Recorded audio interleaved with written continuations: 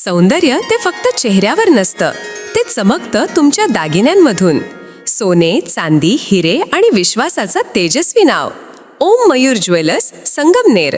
पिढ्यानपिढ्यांचा वारसा, आधुनिक डिझाईनची चमक आणि विश्वासाचं नातं. सर्वात कमी भाव, सर्वात कमी मजुरी, सोन्याची शुद्धता बिलावर लिहून देणारे एकमेव दालन आणि 100% हॉलमार्क शुद्धतेची हमी फक्त ओम मयूर ज्वेलर्समध्ये. खास गोल्ड SIP योजना, मजुरीवर तब्बल 100% सूट. लग्न कार्य असो, सण समारंभ असो किंवा खास क्षण, तुमची कहाणी सांगणारे दागिने मिळतील फक्त इथेच. आता सुवर्ण बस्त्यासाठी नाही कुठली धावपळ, कारण संगमनेरमध्येच आहे दागिन्यांचा खजिना. नव्या डिझाईन्ससह विश्वासानं सजलेला. तुमच्या सौंदर्याचा हक्काचा दागिना, शुद्धता पडताळणी मशीन. दागिना घेताना फसवणुकीला नाही जागा, कारण तुमच्या विश्वासाची जबाबदारी घेतली आहे ओम मयूर ज्वेलर्स. ओम मयूर ज्वेलर्स म्हणूनच आजच भेट द्या. ओम मयूर ज्वेलर्स, अशोक चौक, संगमनेर. संपर्क 9371 2044. ओम मयूर ज्वेलर्स, स्वतंत्र पार्किंग सुविधा. संगमनेर शहराच्या वैभवामध्ये भर टाकणाऱ्या छत्रपती शिवाजी महाराज यांच्या भव्य स्मारकाचा मार्ग आता मोकळा झालाय. हे स्मारक केवळ सरकारी निधीवरती अवलंबून न राहता लोकवर्गणी आणि आमदार निधीमधनं पूर्ण केलं जाईल, अशी महत्त्वाची घोषणा आमदार सत्यजित तांबे यांनी केली आहे. संगमनेर येथील शासकीय विश्रामगृह इथे शुक्रवारी आयोजित पत्रकार परिषदेमध्ये त्यांनी नगरपालिकेच्या विविध लोकोपयोगी निर्णयांची आणि भविष्यामधील नियोजनाची सविस्तर अशी माहिती दिली आहे. याप्रसंगी नगराध्यक्ष डॉक्टर सौ मैथिली तांबे या ठिकाणी उपस्थित होत्या. यावेळी आमदार सत्यजित तांबे म्हणालेत की छत्रपती शिवाजी महाराज स्मारक हा श्रद्धेचा आणि अस्मितेचा विषय आहे. बसस्थानकाच्या मोक्याच्या जागेमध्ये महाराजांचा पूर्णाकृती पुतळा बसवण्यासाठी प्रदीर्घ लढा द्यावा लागला आहे. महाराष्ट्र परिवहन महामंडळाकडनं जागा मिळवण्यासाठी तत्कालीन मुख्यमंत्री आणि मंत्र्यांकडे पाठपुरावा करून प्रवेशद्वाराच्या समोरील 4 मीटर बाय 6 मीटर जागा स्मारकासाठी मंजूर करून घेतली आहे. जिल्हा नियोजन समितीकडनं 2 कोटींच्या निधीची मागणी केली होती, परंतु तांत्रिक कारणांमुळे तो निधी अद्यापपर्यंत प्राप्त झाला नाहीये. त्यामुळे आता नगरपालिकेचा स्वनिधी, आमदार निधी आणि जनतेची लोकवर्गणी यामधनं हे स्मारक उभारलं जाईल. स्मारकाची प्रतिकृती कशी असावी यासाठी 3 पर्याय जनतेसमोर ठेवण्यात आले आहेत. ऑनलाईन आणि ऑफलाईन पद्धतीनं मतदान घेतलं जाईल. आतापर्यंत हजारो नागरिकांनी यामध्ये सहभाग नोंदवलाय. संगमनेर नगरपालिकेनं एक ऐतिहासिक पाऊल उचललंय. नगरपालिकेचे वार्षिक उत्पन्न 50 कोटी रुपयांपर्यंत पोहोचेपर्यंत नगराध्यक्ष आणि सर्व नगरसेवकांनी आपले मासिक मानधन न घेण्याचा ठराव केलाय. लोकप्रतिनिधींनी स्वतःहून मानधन नाकारण्याची ही राज्यामधील पहिलीच घटना असावी, असा विश्वास आमदार तांबे यांनी व्यक्त केलाय. संगमनेर नगरपालिकेची निवडणूक ही डिसेंबर महिन्यामध्ये झाल्यानंतर जानेवारी महिन्यामध्ये आपण नगरपालिकेचा पदभार स्वीकारण्याचं काम 3 जानेवारी रोजी केलं. आणि ही जी निवडणूक झाली, या निवडणुकीमध्ये संगमनेर सेवा समितीच्या सर्व नगरसेवकांना आणि नगरसेविकांना एक प्रकारे प्रचंड असा आशीर्वाद देऊन संगमनेरकर जनतेने त्यांना काम करण्याची संधी या ठिकाणी दिली. नगराध्यक्ष म्हणून डॉक्टर मैथिली तांबे यांना 16,500 पेक्षा जास्त मताच्या मताधिक्याने निवडून देऊन एक प्रकारे राज्यामध्ये सगळ्यात जास्त मतांनी नगराध्यक्ष पदाचे उमेदवार देखील आपले निवडून आले. आणि त्याच पद्धतीने नगरसेवक देखील आपले मोठ्या प्रमाणावर या ठिकाणी निवडून आले. संगमनेर सेवा समितीचे 30 पैकी 27 नगरसेवक निवडून आले. 2 अपक्ष निवडून आले आणि विरोधी पक्षाचा फक्त एकच नगरसेवक, एकच नगरसेविका या निवडणुकीमध्ये निवडून आल्या. इतका मोठा जनाधार लोकांनी दिला, त्याबद्दल सर्वप्रथम आपल्या माध्यमातून पुन्हा एकदा संगमनेरकरांचे आभार या निमित्ताने आम्ही मानतोय. आणि या मागच्या साधारणतः 1.5 महिन्यामध्ये कशा पद्धतीचं काम संगमनेर नगरपालिकेमध्ये 1.5-2 महिन्याच्या काळामध्ये कशा पद्धतीचं काम संगमनेर नगरपालिकेत चालू आहे, त्याची एक थोडीशी माहिती आपल्याला द्यावी या उद्देशाने आज आपल्या सगळ्यांना बोलवलेलं आहे. कारण आपल्याला माहिती आहे की जेव्हापासून मी देखील प्रत्यक्ष आमदार म्हणून निवडून आलो तेव्हापासून एक पथ्य आपण कायम पाळलेलं आहे की ते म्हणजे लोकप्रतिनिधींनी वारंवार लोकांसमोर जाऊन आपण काय काम करतो याचा हिशोब, याचा उहापोह लोकांसमोर केला पाहिजे, जेणेकरून आपल्यावर ज्यांनी विश्वास ठेवलेला आहे त्या प्रत्येक माणसाला माहीत असलं पाहिजे की कशा पद्धतीचं काम हे चालू आहे. आणि म्हणून आज आपल्याला आपल्या माध्यमातून ही सगळी माहिती आपल्यासमोर द्यावी हा एक उद्देश होता. संगमनेर सेवा समितीचा जो जाहीरनामा आपण तयार केला होता त्या जाहीरनाम्यामध्ये 100 दिवसात काय कामं करायचे याचा एक उल्लेख आपण केला होता. आणि 1 फेब्रुवारीपर्यंत आपण सगळे जे आढावे होते नगरपालिकेतले ते संपून आपण 1 फेब्रुवारीपासून या 100 दिवसाच्या कार्यक्रमाला प्रत्यक्ष सुरुवात या ठिकाणी केलेली आहे. आणि विशेष करून या जाहीरनाम्यातल्या पहिल्या 100 दिवसात ज्या करायच्या गोष्टी होत्या त्यातल्या 50% गोष्टी या मार्गी लागलेल्या पण आहेत आणि येणाऱ्या काळामध्ये आपल्याला त्याचे रिझल्ट पण दिसतील. आणि 1 मे रोजी संपूर्ण संगमनेरकरांना एकत्र कुठंतरी बोलून महाराष्ट्र दिनाच्या निमित्ताने आपण एखादा कार्यक्रम घेऊन त्या माध्यमातून पहिल्या 100 दिवसात काय काम झालं याचा हिशोब देखील आपण सगळ्यांसमोर मांडणार आहे. या मागच्या काळामध्ये एक 2-3 महत्त्वाच्या गोष्टी ज्या आपण केल्या त्याच्यात आता आपण मागे पाहिलंच असेल की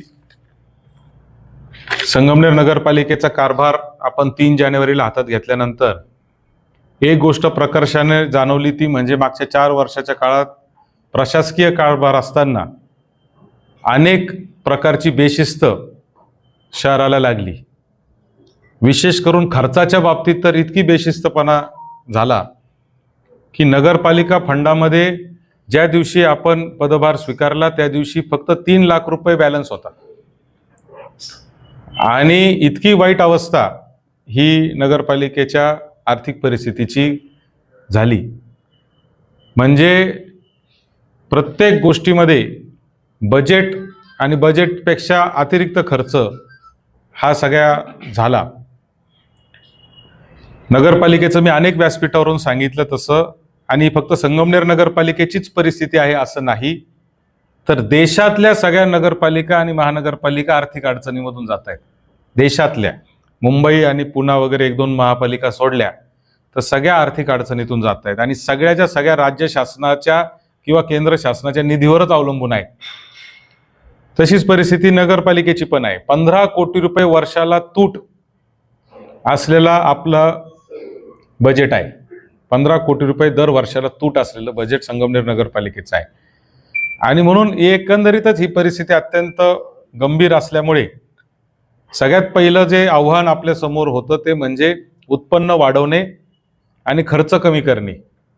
या दोन्ही बाजूंवर काम करणं गरजेचं होतं.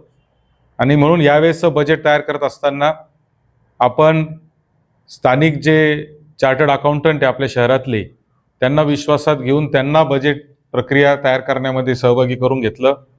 मग त्याच्यामध्ये कैलास सोमानी असतील, संजय आपलं आदित्य राठी असेल, संकेत कलंत्री असेल, धायगुडे साहेब असतील, सहाने साहेब असतील, हे जे CA म्हणून प्रॅक्टिस करणारे लोक आहे ज्यांना ऑडिटचा अनुभव आहे, अशा सगळ्या लोकांना बोलून यावेळेसचं बजेट तयार करण्याचा प्रयत्न आपण केला. मी आजच्या निमित्ताने या सगळ्या CAंचं देखील आभार मानतो की त्यांनी खूप चांगलं मार्गदर्शन नगरपालिकेला केलंय. अर्थात त्याचे परिणाम दिसायला अजून 6 महिने, वर्ष, 2 वर्ष जाईल. अनेक उत्पन्न वाढवण्याचे नवीन योजना आपण आणतोय. खर्चात कंट्रोल कसा करता येईल याचाही प्रयत्न आपला चाललेला आहे. आणि त्याच्यानंतर गावामध्ये अजून एक गोष्ट प्रकर्षाने जाणवली ती म्हणजे बेकायदेशीर बांधकामे, अनधिकृत बांधकामे, परवानगीशिवाय बांधकामे, बांधकाम परवानगीमध्ये प्लॅन दाखवायचा दुसरा, प्रत्यक्षात बांधकाम दुसरं, आणि त्याच्यामुळं जो अंतिम ज्याला ऑक्युपेशन सर्टिफिकेट आपण OC म्हणतो ते 90% बांधकामांनी संगमनेर शहरात घेतलेले नाहीये. अर्थात ही पण परिस्थिती काय फक्त संगमनेरचीच असं नाही, देशात ही परिस्थिती अशीच आहे. कुठल्याही शहरांमध्ये गेलं तरी अशीच परिस्थिती आहे. पण शेवटी भविष्याच्या पिढ्यांसाठी आता हे कुठंतरी थांबवलं पाहिजे. कारण आपण पाहतो की आता रोज रस्त्यांवर पार्किंगवरून भांडणं मारामाऱ्या चालू झालेल्या आहेत. गल्ल्यांमध्ये पूर्वी 10-10 फुटाचे रस्ते सोडले, कोणाकडे 4 व्हीलर नव्हत्या, आता प्रत्येकाकडे 4 व्हीलर आल्यात, गाड्या लावायच्या कुठं हा प्रश्न निर्माण झालेला आहे. छोटे रस्ते होते, आता चालायला जागा राहिलेली नाही. रस्त्यावर अनधिकृतपणे फेरीवाले असतील किंवा बाकीचे लोक व्यवसाय करतायत. मग या सगळ्या गोष्टी ज्या आहेत, हे एक प्रकर्षाने दुसरी गोष्ट या मागच्या काळामध्ये जाणवली. याच्यामध्ये काही चुका पण झालेल्या आहेत नगरपालिकेच्या, त्या आपल्या लक्षात आलेल्या आहेत, त्या सुधारवण्याचा प्रयत्न आपण करतोय. आणि म्हणून त्याच्यातूनच आपण 1 मार्च पासून आता हे करावंच लागेल अशा प्रकारचं एक जे मोहीम आपण राबवली संगमनेरच्या भविष्यासाठी आणि भावी पिढ्यांच्या कल्याणासाठी. आता हे करावंच लागेल, हे आपण सुरू केलं. याच्या अंतर्गत 1 मार्च पासून आपण कारवाई देखील चालू केल्या. कोणत्याही रस्त्यावरच्या व्यावसायिकाला, फेरीवाल्याला, गोरगरीब सामान्य माणसाला त्रास देण्याचा हेतू याच्या मागे नाही. किंबहुना त्यांना शाश्वत असा व्यवसायाची जागा देणं हा त्याचा एक दुसरा उद्देश आज या ठिकाणी आहे. मी शाळेमध्ये जायचो लहानपणी, तेव्हा ज्या मावशी फळं विकायच्या, आज त्यांचे नातू पण मी त्याच दुकानावर फळं विकताना पाहतोय. उद्देश हा असला पाहिजे की पुढची पिढी याच्यातून बाहेर पडली पाहिजे आणि शाश्वत एखाद्या व्यवसायाकडे गेली पाहिजे. म्हणजे एखाद्याने रस्त्यावर दुकान चालू केलं, चहाची टपरी असेल किंवा फळाचं दुकान असेल किंवा काही पाववाड्याची गाडी असेल किंवा काही असेल, तर त्यांनी तातडीने याच्यातून पैसे वाचवत एखादा गाळा घेणे, एखादी शाश्वत अशी कुठंतरी व्यवसायाची व्यवस्था करणे, हा त्याचा उद्देश असला पाहिजे. म्हणजे ही मदत जी आहे ही तात्पुरत्या स्वरूपात असू शकते, कायमस्वरूपी त्या रस्त्यावर व्यवसाय करणं हे काही योग्य नाही. आणि म्हणून जे लोक आता व्यवसाय करतायत त्यांना आपण गेले 20 दिवस, 25 दिवस, 1 महिना जवळजवळ आपण सातत्याने त्यांना सूचना देत होतो, त्यांना आपण आव्हान करत होतो की त्यांनी पर्यायी व्यवस्था कराव्या. याच्यातल्या 50% लोकांच्या पर्यायी व्यवस्था आहेत, हे देखील आमच्या निदर्शनास आलेलं आहे. अनेक लोक तर असं आहे की स्वतःचा गाळा आहे, त्याच्या बाहेर परत दुकान मांडून ते बसलेले आहेत. अनेक असे आहेत की ज्यांनी आपला गाळा मिळालाय तो भाड्याने दिलेला आहे आणि परत रस्त्यावर येऊन व्यवसाय करतायत. मग सामान्य माणसाला आपण मदत करत असताना अशा लोकांना आपण कशा पद्धतीने मदत करायची, हा देखील एक फार मोठा प्रश्न आहे. आणि म्हणून त्यासाठी आपण 29 जानेवारीला हे जे कमिटी यांची राज्य शासनाने केलेली हॉकर्स कमिटी, त्याची पहिली बैठक नगरपालिकेमध्ये घेतली. त्यांच्याकडून सूचना मागवल्या की आपण ह्याला दुरुस्त कसं करायचं. जे लोक काल अतिक्रमणाच्या कारवाई चालू झाल्यानंतर बोलत होते, याच्यातलेही अनेक लोक त्या बैठकीला होते, त्यांच्याही सूचना घेतल्या गेल्या. त्यांना लेखी स्वरूपात 7 दिवसात सूचना द्यायला सांगितल्या, त्यांनी त्या दिल्या. त्याच्यानंतर 20 फेब्रुवारी 2026ला पुन्हा बैठक या सगळ्यांची घेतली. आणि ती अधिकृत बॉडी आहे, इलेक्शनने निवडून आलेले लोक आहेत, ज्याच्यात ॲडव्होकेट संग्राम जोंधळे असतील किंवा बाकीचे लोक आहेत, हे इलेक्शनने निवडून आलेले आहेत. 20 तारखेला ती मीटिंग झाली. त्याच्यानंतर 21 किंवा 22 तारखेला मी स्वतः पूर्ण गावामध्ये ह्या कमिटीच्या मेंबर बरोबर पायी फिरलो.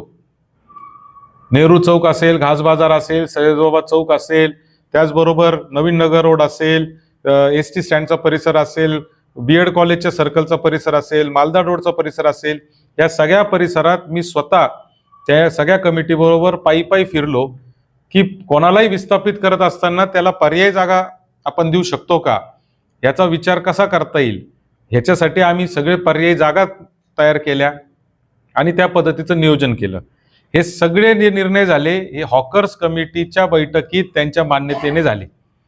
म्हणजे असं कोणावर लादण्याचा प्रयत्न नव्हता. त्याच्यानंतर 9 फेब्रुवारी 2026ला आपण मालपाणी लॉन्स इथे शहरातील सगळे गणपती मंडळ असतील, सगळे विविध सामाजिक, राजकीय, सांस्कृतिक संघटना असतील, सगळ्यांचे प्रतिनिधी बोलूनही हा सगळा विषय सगळ्या लोकांसमोर मांडला की आता हे करावंच लागेल, तुमचं काय मत आहे. सगळ्यांनी एकमुखी पाठिंबा दिला आणि सांगितलं की आता हे केलंच पाहिजे, आम्ही तुमच्या पाठीशी आहे. हॉकर्स कमिटीने सुद्धा पाठिंबा दिला, त्यांनी सांगितलं आणि त्याच्यानुसार या सगळ्या गोष्टी आपण चालू केल्या. याच्यातून पुन्हा एकदा आपल्या माध्यमातून मला एवढंच सांगायचं आहे की संगमनेर शहरामध्ये 880 रजिस्टर्ड फेरीवाले किंवा रस्त्यावर व्यवसाय करणारे लोक आहेत. ही नोंदणी राज्य शासनाने केलेली आहे, नगरपालिकेने नाही, कारण त्याची कमिटी केलेली राज्य शासनाने. या 880 पैकी काही लोक हे एकाच घरातले 2-2 आहेत. हॉकर्स कमिटीने निर्णय घेतला की एका घराला एकच परवानगी द्यायची. आम्ही निर्णय नाही घेतला, हॉकर्स कमिटी जी आहे त्यांनी निर्णय घेतला. त्याच्यानुसार साधारणतः ही आकडा 700-750च्या घरामध्ये आला. पण आज प्रत्यक्षामध्ये जर रस्त्यावर पाहिलं तर 2-2.5 हजार लोक व्यवसाय करताना आपल्याला दिसत आहेत. आणि म्हणून ह्याची कुठंही नोंदणी नाही, ह्यांनी नगरपालिकेकडे परवानगी घेतलेली नाही. आपल्या मनातील त्या पद्धतीने जर आपण व्यवसाय करू तर हे शक्य नाही, कारण आपण व्यवसाय करतो, आम्ही सहानुभूतीपूर्वक विचार करायला तयार आहे. आमची पूर्ण सहानुभूती तुमच्या सोबत आहे. फेरीवाल्याचा मुलगा फेरीवाला होऊ नये यासाठी काय धोरण करता येईल हे आम्ही विचार या निमित्ताने करतोय. जो रस्त्यावर चहाची टपरी चालवणारा व्यक्ती आहे त्याचा मुलगा शिकला पाहिजे, तो दुसऱ्या व्यवसायात किंवा नोकरीत गेला पाहिजे, तो पण चहा विकणारा असू नये. या दृष्टीने काय करता येईल यासाठीचा आपला प्रयत्न आहे. आणि म्हणून हे सगळं आपण केलं. या 850 लोकांना पर्यायी व्यवस्था त्यांची सगळी करण्याचा प्रयत्न आणि त्याच्या सगळ्या जागा ठरवल्या, सगळ्या गोष्टी त्याच्या ठरवलेल्या आहेत. पुढच्या 15 दिवसाच्या आत त्यांना प्रत्येकाला जागा दिली जाईल. त्यांना तिथे व्यवसाय करावा लागेल. व्यवसाय वाढवण्याच्या दृष्टीने प्रत्येकाने प्रयत्न शेवटी करावा लागणार आहे. शेवटी कोणताही व्यवसाय एका जागेवरून नवीन जागेवर गेला तर थोडेसे कष्ट आणि मेहनत करावं लागते, पण ही शाश्वत व्यवस्था त्यांच्यासाठी जर होत असेल तर मला असं वाटतं की प्रत्येकाने त्याच्यात प्रयत्न करून सहकार्य करणं गरजेचं आहे. आज आपण नवीन नगर रोड असेल किंवा संगमनेर म्हणजे आपला हा जो रोड आहे कॉलेज रोड किंवा अकोले रोड, इकडे फिरत असताना आपल्या लक्षात येईल की अतिशय चांगली प्रतिक्रिया लोकांची याच्यामधून येते आहे की ट्रॅफिक आता व्यवस्थितपणे चालत आहे. त्याचबरोबर अजून एक महत्त्वाचा निर्णय आणि काम आपण जे मागच्या दिवसात केलं ते म्हणजे कचरा डेपो ज्याला आपण म्हणतो, त्या कचरा डेपोचं दुर्गाताई तांबे नगराध्यक्ष असताना 0 कचऱ्यावर आपण त्याला आणलं होतं. म्हणजे तिथं ढीग पूर्ण गेले होते आणि फक्त रोजचा जो कचरा येईल त्याचीच प्रक्रिया इथपर्यंत आपण आणलं होतं. मागच्या 4 वर्षाच्या प्रशासक काळात परत तिथं ढीग उभा राहिला. कोकरे, रामदास कोकरे जे मुख्य अधिकारी म्हणून आपल्याकडे आले, ते कचऱ्यामध्ये त्यांचं राज्यामध्ये खूप चांगलं नाव आहे, त्यांनी खूप मेहनत केली, तो ढीग परत 50% आणला. परत कोकरेंची बदली झाली, परत ढीग वाढला. आणि म्हणून हे जे चाललेलं आहे हे कुठंतरी थांबलं पाहिजे. म्हणून आपण तिथं दिवस रात्र म्हणजे मी आणि डॉक्टर मैथिली आमच्या किमान 10 ते 15 चक्रा मागच्या 1.5 महिन्यात या कचरा डेपोवर झाल्या. तिथं जागेवर जाऊन आम्ही बैठका घेणं, काम करणं आणि पूर्ण मेहनत करून आपण टार्गेट ठेवलेलं आहे की संगमनेर नगरपालिका ही राज्यातली 0 कचरा असलेली पहिली नगरपालिका होईल. आणि 15 एप्रिलचं त्याला आम्ही टार्गेट ठेवले. 15 एप्रिलपर्यंत तिथं एकही कचरा म्हणजे जुना असणार नाही. जो नवीन आपल्या गावामध्ये रोज 35 टन कचरा तयार होतो संगमनेर शहरात, प्लस गुलेवाडी, गुंजावाडी, सुकेवाडी जे आजूबाजूचे गाव आहेत तो येणारा कचरा वेगळा. साधारणतः 35 ते 50 टन कचरा हा संगमनेरात रोज तयार होतो. त्याची योग्य विल्हेवाट लावणं, त्याच्यावर प्रक्रिया करणं यासाठी एक महत्त्वाकांक्षी प्रकल्प आपला तिथं चालू होतोय.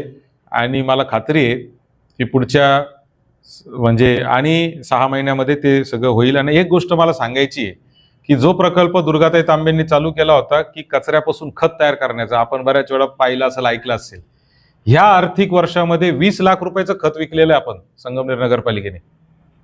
राज्यात कोणत्याच नगरपालिकेने एवढं उत्पन्न कचऱ्याच्या खतापासून मिळवलेलं नाही.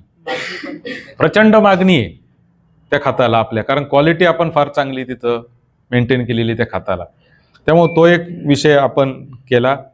त्याचप्रमाणे अनेक भागातून कमी दाबाने पाणी येतं, काही ठिकाणी अति जास्त पाणी येतं, काही ठिकाणी वरच्या मजल्यावर पाणी जात नाही, असे काही तक्रारी होत्या.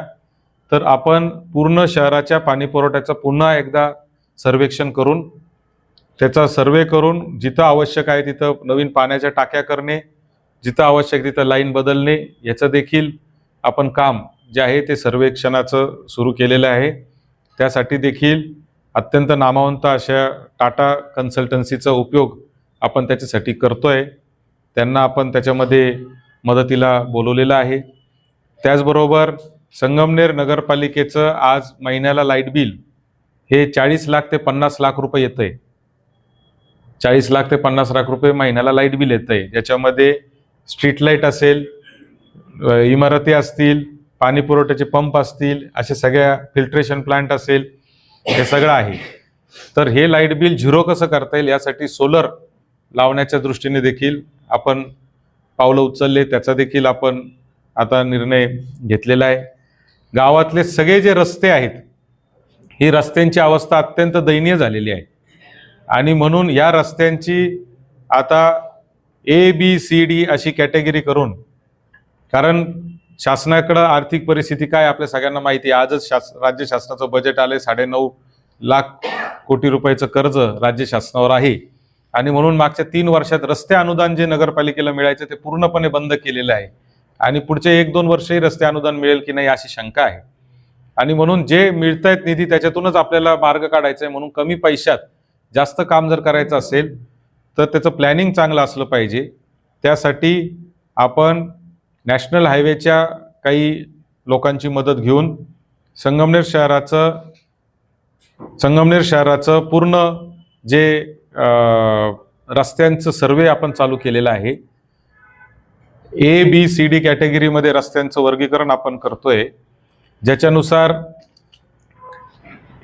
A म्हणजे ज्यांना अजून 5 वर्ष काही दुरुस्तीची गरज नाही, B म्हणजे थोडेफार खड्डे आहेत, C म्हणजे ज्याची अवस्था अत्यंत वाईट झालेली आहे आणि D म्हणजे जे रस्ते अजून केलेलेच नाहीये, ते प्लॅनवर आहे, DP मध्ये आहे, परंतु ते रस्ते केलेच नाहीये.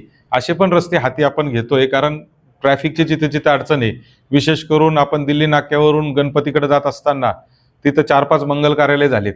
अनेक वेळा तिथं लग्न सारे ट्रॅफिक जाम असते. तर असे जे मुद्दे आहेत त्याला पॅरलल काही रस्ते करता येतील का याच्यावर देखील काम आपण आता चालू केलेलं आहे. रस्त्यांचं देखील काम हे आता जे रिपेअरचं काम आहे ते पावसाळ्याच्या आधी आपण करणार आणि बाकीचे कामं देखील जे आहे ते एकदा प्लॅनिंग झालं की त्याच्यानंतर पूर्णपणे सुरू होतील. तर असे सगळे कामं जे आहेत हे आपण मागच्या काळामध्ये सुरू केलेले आहेत. एक महत्त्वाचा विषय अजून मला आपल्याला सांगायचा आहे, तो म्हणजे मला अभिनंदन करायचं आहे संगमनेर नगरपालिकेचे सगळे नगरसेवक आणि नगरसेविका आणि सगळ्या कमिटीचं, की पहिल्याच जनरल मीटिंगमध्ये पहिलाच विषय जो त्यांनी घेतला होता तो छत्रपती शिवाजी महाराजांच्या स्मारकाच्या निर्मितीचा विषय हा आपण घेतला होता. आणि यामुळं खऱ्या अर्थाने जे स्वप्न आदरणीय बाळासाहेब थोरात साहेबांनी आणि डॉक्टर सुधीर तांबे आणि दुर्गाताई तांबे यांनी पाहिलं होतं, ते स्वप्न खऱ्या अर्थाने पूर्णत्वास येताना आता आपण पाहतोय. 11/7/2018 साली, म्हणजे 11/7/2018 जेव्हा कोणाच्याही ध्यानीमनी स्मारक नव्हतं, अशा वेळेस बस स्थानकाची जागा संगमनेर नगरपालिकेला मिळावी म्हणून काउन्सिल निर्णय इतिवृत्त 18/19 ठराव क्रमांक 81 11/7/2018 आपण राज्य शासनाकडे ठराव करून जागेची मागणी केली होती की बस स्थानकावर आपल्याला जागा मिळावी. त्याच्यानंतर 19ला सरकार आलं, थोरात साहेब मंत्री झाले, त्याला आपण चालना दिली. परंतु ST महामंडळाने एक असं पवित्रा उचललेला आहे की काही केलं तरी आम्ही आता आमची जागा कोणालाही देणार नाही. मी आमदार झाल्यानंतर तत्कालीन परिवहन मंत्री आणि मुख्यमंत्री एकनाथ शिंदे साहेब होते, त्यांच्याकडेच परिवहन खातं होतं. मी शिंदे साहेबांकडे हट्ट धरला की साहेब काही झालं तरी आपण हा रस्ता, हा ST स्टँडवर स्मारकाला आम्हाला जागा दिली पाहिजे. म्हणून मी 21/8/2023ला 21/8/2023ला मी पत्र लिहिलं माननीय नामदार एकनाथजी शिंदे साहेबांना की संगमनेर नगर परिषद हद्दीतील महाराष्ट्र राज्य परिवहन महामंडळाचे संगमनेर बस स्थानक आवारातील दर्शनी जागेत श्री छत्रपती शिवाजी महाराज यांचा पूर्णाकृती पुतळा बसवण्याच्या संदर्भात जागा मिळावी म्हणून. साहेबांनी सांगितलं की याला मंजुरी द्यावी. त्याला मंजुरी मिळाली. मंजुरी किती तारखेला मिळाली त्याची मंजुरी देखील, आणि प्रत्येक ठिकाणी संदर्भात माझं नाव आहे, म्हणजे असं काय दुसरं कोणी नाव घेण्याचं काही कारण नाही. आणि त्याची मंजुरी जी आहे ती मंजुरी देखील आपल्याला संगमनेर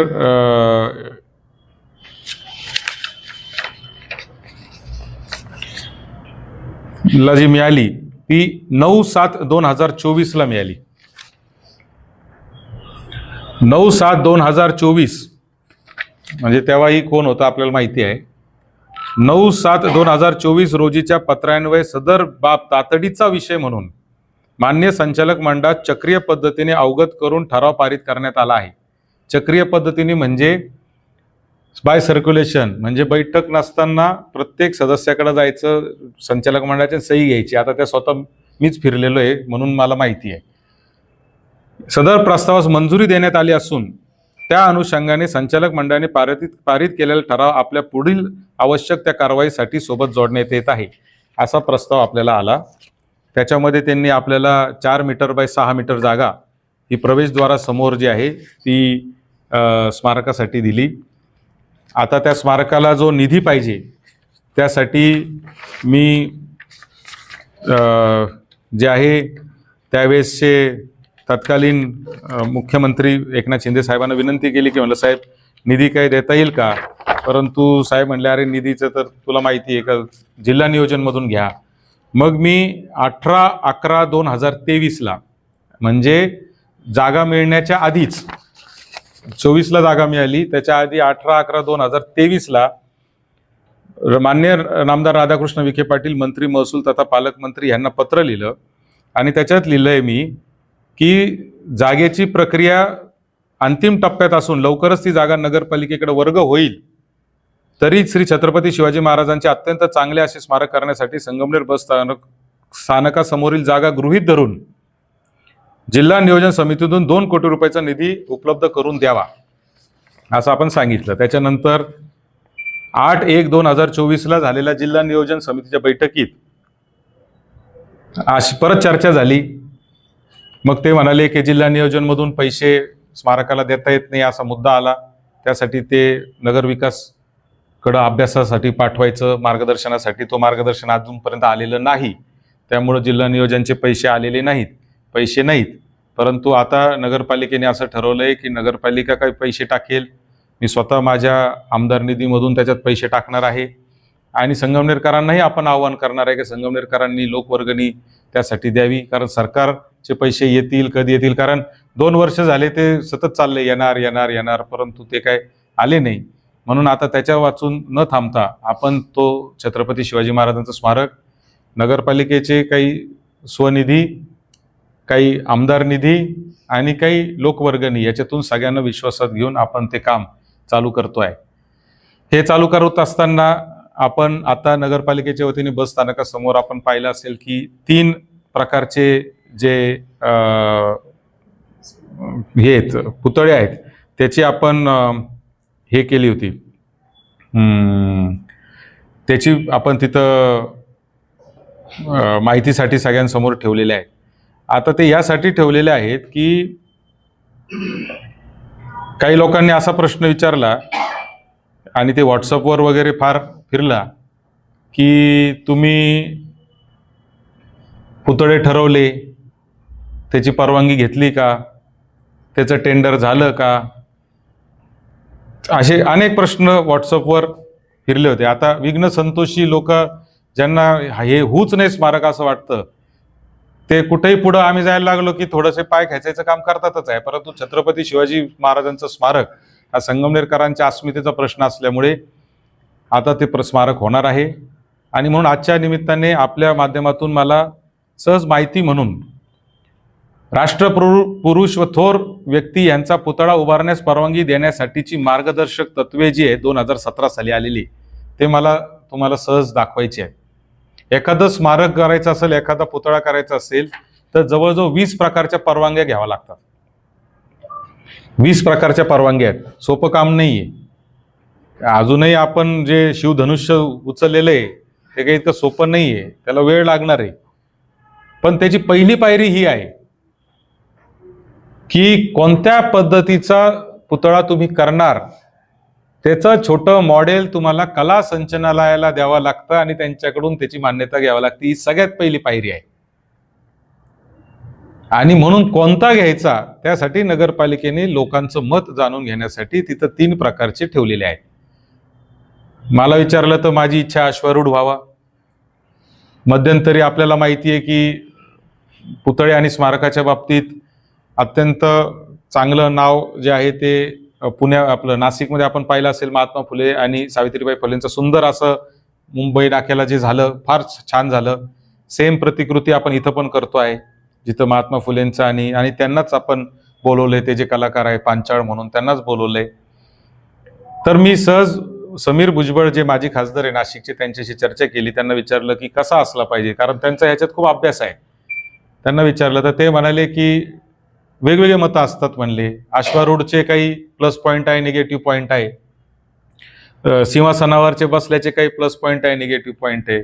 जो उभा आजकाल नव्याने सुरू झालाय महाराजांचा पुतळा जो आपण ठेवलेला आहे तिथे लोकांना बघण्यासाठी, त्याचे काही वेगळे गुण आहेत. प्रत्येकाचे हावभाव वेगळे आहेत, प्रत्येकाची चेहऱ्याची स्टाईल वेगळी आहे, प्रत्येकामधलं ॲग्रेशन जे चेहऱ्यावरचं आहे ते वेगळं आहे.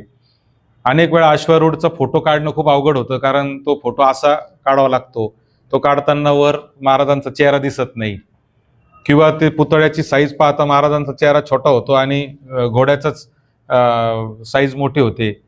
सिंहासनावरचं जे आहे ते एक रुबाब आहे, त्याचे एक वेगळे वैशिष्ट्य आहे. असं प्रत्येक याचे वेगवेगळे आहेत.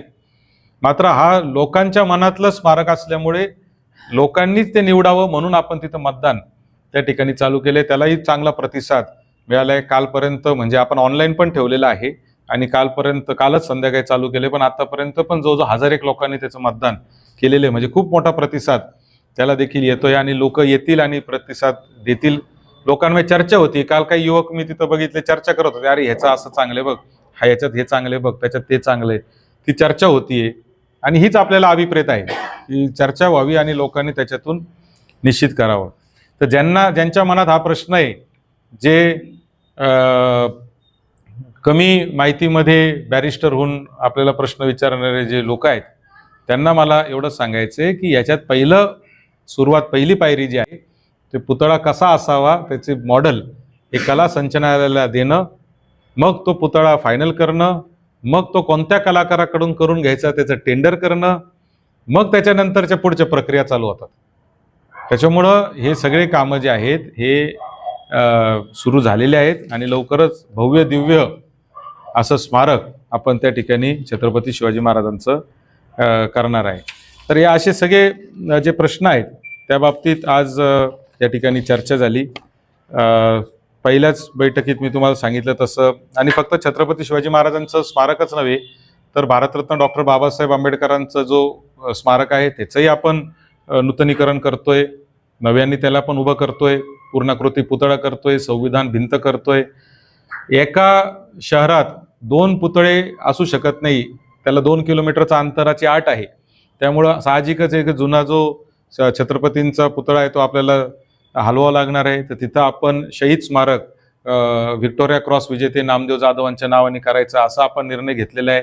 तिथं 100 फुटी तिरंगा झेंडा आपण लावणार आहे, जो या तालुक्यातल्या म्हणजे अगदी पूर्वीच्या काळापासून ते विद्यमान काळापर्यंत सैन्यासाठी, आपल्या देशासाठी, साम्राज्यासाठी लढणारे जे लोक होऊन गेले त्यांना समर्पित असलेलं ते एक स्मारक असेल. आपसही आपण ठरवलेले हे सगळे विषय आपण घेतले. पैसे वाचवायचे म्हणून संगमनेर नगरपालिकेचे हा पहिली नगरपालिका आहे राज्यातली का जिथं नगराध्यक्ष आणि नगरसेवकांनी ठराव करून सांगितलं का आम्ही मानधन घेणार नाही. 25,000 रुपये महिना मानधन नगराध्यक्षाला आहे. परंतु ते सुद्धा आपण घ्यायचं नाही असा निर्णय घेतला. आणि तो ठराव करत असताना त्याच्यात आपण शब्द जर वाचला तर असं लिहिलेलं आहे की नगर परिषद सदस्य व अध्यक्ष यांना भत्ते व मानधन नगर परिषदेचे वार्षिक उत्पन्न 50 कोटी रुपये होईपर्यंत बंद करणे. म्हणजे उद्दिष्ट पण ठेवलेलं आहे, बंद करणे म्हणजे आम्हाला नगरपालिकेचं उत्पन्न 50 कोटी रुपयेपर्यंत करायचे. नगरपालिकेचं उत्पन्न करायचे मार्ग कोणते असतात? 4-5 मार्ग असतात. कर, गाळा भाडे, व्यावसायिक कर, हे 2-4च प्रकार आहेत. हा आपला अर्थसंकल्प पहिला आपला असा आहे की आपण ह्याच्यात 1% कराची वाढ केलेली नाही. ना घरपट्टीची वाढ आहे, ना पाणीपट्टीची वाढ आहे, कुठल्या पद्धतीची दरवाढ आपण केली नाही. फक्त एक प्रकारची दरवाढ करण्याचं प्रस्तावित केलं होतं, ते म्हणजे व्यवसाय कर आहेत, व्यवसाय परवाने त्याचे रेट वाढवायचे होते. त्याचे रेट का वाढवायचे होते? कारण 2005 साली त्याचे रेट होते ठरले. 2011-12ला दिलीपराव पुंड नगराध्यक्ष होते, त्यावेळेस त्यांनी त्याचे रेट वाढवले होते. आता 2012 नंतर 2026 आला, अजून 1 रुपया त्याच्यात आपण वाढवलेलं नाही. मात्र व्यापारी असोसिएशन आणि ते सगळे लोक आमच्याकडे चर्चा करायला आले. त्यांनी सांगितलं की तुम्ही हे रेट यावर्षी वाढवण्यापेक्षा पुढच्या वर्षी वाढवा. दरम्यानच्या काळात जे लोक व्यवसाय परवाना घेत नाही त्यांना पण आम्ही सांगू की बाबा सगळ्यांनी हे व्यवसाय कर भरा, जेणेकरून दर न वाढवता उत्पन्न जर तेवढंच मिळत असेल तर अडचण काय, असं त्यांनी एकदम व्यापारी पर्याय दिल्यामुळे त्याला स्वीकारून आपण म्हणलं ठीक आहे, पण पुढच्या वर्षी आपण हे करू. त्यामुळं हे सगळे कामं जे आहेत ते मागच्या काळात झालेले आहेत. परवाच संगमनेर नगरपालिकेचे सगळे नगरसेवक, नगराध्यक्ष हे मुंबई महानगरपालिकेच्या भेटीसाठी पण गेले होते. अभ्यास दौरा 2 दिवसाचा संगमनेर सेवा समितीच्या वतीने आपण आयोजित केला होता. अनेक चांगल्या गोष्टी तिथं त्यांना शिकायला मिळाल्या. त्याच्यातलाच एक पर्याय आपण पाहिला असेल की व्हॉट्सअपवर आपण आता ॲप आपण सांगितलं होतं पहिल्या 100 दिवसात आपण ॲप चालू करणार, तर ते पण चालू झाले. आपण कदाचित पाहिलं असेल. अनेक लोक आता कुत्र्याचे याचे त्याचे फोटो त्याच्यात पाठवायला लागलेले आहेत. माझी सगळ्या नागरिकांना एकच विनंती आहे की तक्रार करत असताना सुद्धा योग्य पद्धतीने त्याच्यात जर माहिती भरली तर ती तक्रार निवारण करणं सोपं जाणार आहे. तो आता व्हॉट्सअपवरच आपण केलेला आहे आणि सोपं आहे म्हणून कशाची तक्रार करण्यापेक्षा योग्य तक्रारी योग्य पद्धतीने जर त्याच्यात मांडली तर 100% त्याच्यामध्ये रोज त्याचा रिपोर्ट जो आहे तो आम्हाला येतो की किती तक्रारी तयार झाल्या, किती तक्रारी त्याचं हे झालं म्हणजे सुटल्या, याचा रोज रिपोर्ट हा रोज संध्याकाळी येतो. आता याच्यात तुम्हाला सांगतो, काल आरोग्य विभागाची 1 तक्रार दाखल झाली. आता कालच लॉन्च केलंय ते, आता रोज तक्रारी त्याच्यात येत आहेत. पाणीपुरवठा विभागाचे काही झाल्या, बांधकामच्या झाल्या, तक्रारी कशा आल्यात, कोणत्या प्रभागाच्या आहेत. टोटल 14 तक्रारी काल दाखल झाल्या होत्या. तर त्या 14 मध्ये लगेच किती झाल्यात, किती राहिल्यात, कोणाचे राहिले, हे लगेच रोज रिपोर्ट येतोय. त्याच्यामुळे नागरिकांना प्रत्येक तक्रारीचं निवारण होईल अशी व्यवस्था आपण करतोय. फक्त नागरिकांनी जबाबदारीने ते वापरावं. विनाकारण कुठल्याही गोष्टीची तक्रार करण्यापेक्षा योग्य पद्धतीने तक्रार आणि योग्य माहिती, कधी कधी अर्धवट माहिती भरतो आपण.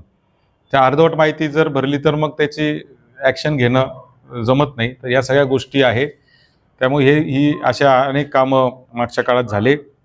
आणि मुंबईला गेल्यानंतरच सगळे नगरसेवक आणि सगळे नगरसेविका, नगराध्यक्ष यांची माननीय मुख्यमंत्र्यांची देखील भेट त्यांनी त्या दिवशी घेतली आणि मुख्यमंत्री महोदयांना विनंती केली की संगमनेर शहराच्या विकासामध्ये आपलं योगदान आपण द्यावं, मार्गदर्शन करावं आणि जास्तीत जास्त मदत शहराला कशी होईल ते द्यावी. आणि सगळ्या नगरसेवकांना भेटून मुख्यमंत्री महोदयांनी देखील आश्वासित केलं की चांगल्या पद्धतीची मदत संगमनेर शहराच्या विकासाला ते करणार आहेत.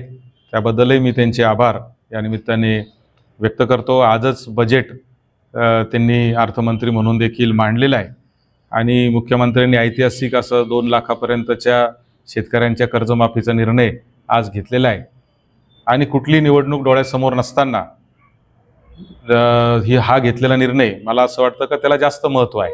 निवडणुकीच्या आधी निर्णय घेणारे तर अनेक लोक आपण पाहत असतो, परंतु निवडणूक नसतानाही निर्णय घेणं आणि राज्य आर्थिक अडचणीत असतानाही अशा पद्धतीचा निर्णय घेणं जेणेकरून शेतकरी हा आमच्यासाठी किती महत्त्वाचा आहे हे जणू काही सरकारने दाखवण्याचा प्रयत्न केला आहे. त्याबद्दलही मी सरकारचं अभिनंदन करतो. आणि पुन्हा एकदा आपल्या सगळ्यांना च्या माध्यमातून संगमनेरकरांचे आभार व्यक्त करतो की ही संधी आपण जी काम करायची आम्हाला दिलेली आहे त्याच्यातून निश्चितपणाने आम्ही काम करू. डॉक्टर मैथिली तांबे पण आता त्यांच्यासाठी हे सगळं नवीन आहे, परंतु त्याच्यात तयार होत आहेत आणि चांगल्या पद्धतीने आम्ही सगळे मिळून संगमनेरकरांची सेवा करू अशा पद्धतीचं मी तुम्हाला पुन्हा एकदा आश्वासित करतो. शावीज शेख, C24 तास, संगमनेर. सुनबाई, आजही चहा काल सारखाच बनव. अग, कोणती नवीन चहापत्ती आणली आहेस का? काय ग, कालच्या चहाचं रहस्य काय आहे? प्रत्येक चांगल्या चहासाठी आवश्यक आहे राजहंस दूध. चहापत्ती तीच, फक्त दूध नवीन. आणि माझ्या चहाला मिळाला सुंदर रंग आणि स्वाद. तुम्ही फक्त दूध बदला, राजहंस दूध आणा आणि असा मस्त चहा बनवा.